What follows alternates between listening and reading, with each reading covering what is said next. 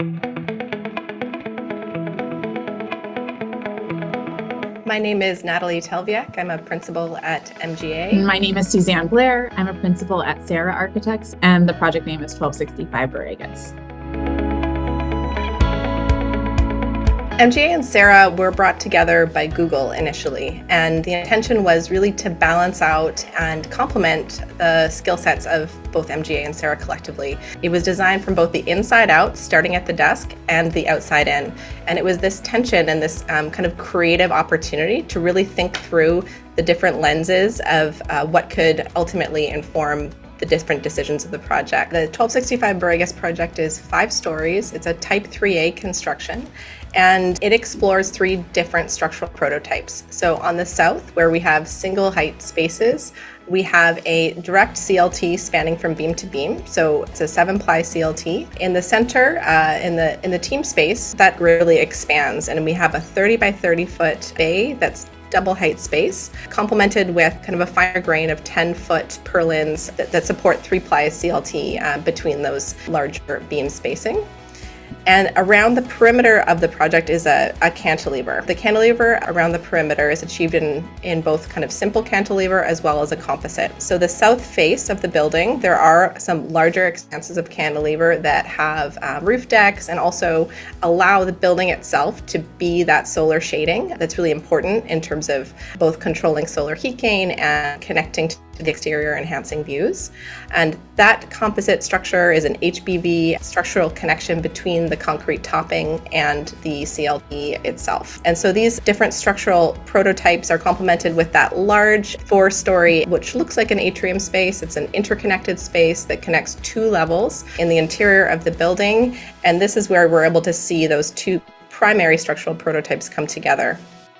The seismic system was considered in a number of different ways, and the final solution really was one that balanced simplicity of code approach, really maximizing an embodied carbon potential, so thinking about using materials efficiently, and also allowing that kind of expression to be consistent with the overall architecture. So a majority of the seismic system is located within the 5-story single height space and complemented with as-needed steel bracing around the exterior perimeter of the building.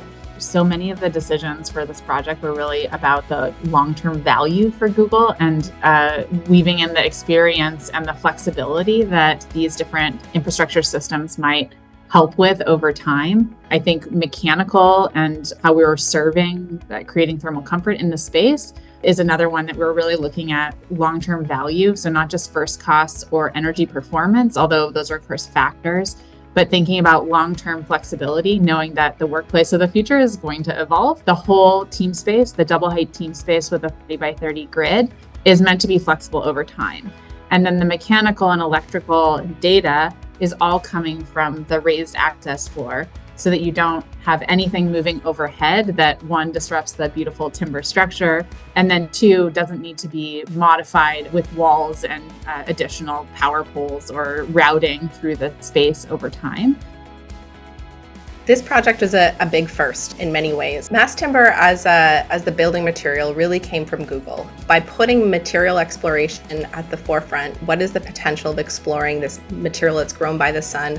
How can a real iterative and scientific process inform what the future of work could look like? Google set high priority goals for us at the very beginning. And then all the way through, we were measuring a comparable steel building, both in carbon and energy performance as well as cost.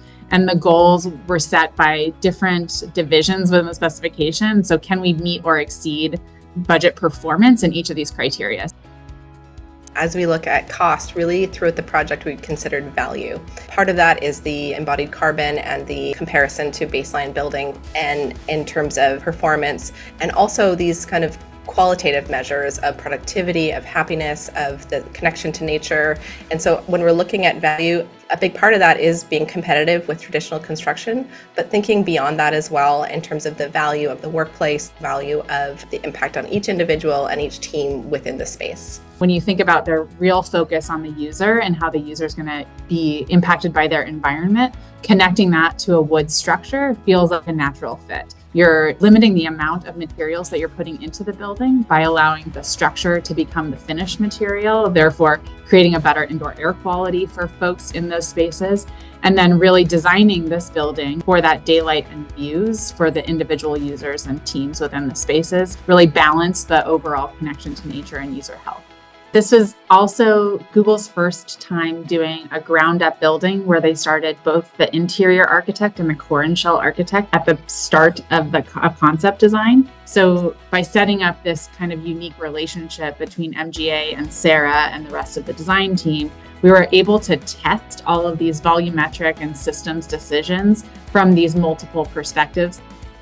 Our team, SERA and MGA, translated the learnings from 1265 Borregas into the next round of mass timber projects for Google. So the idea is to understand what's working best and then translate it into the next round of buildings.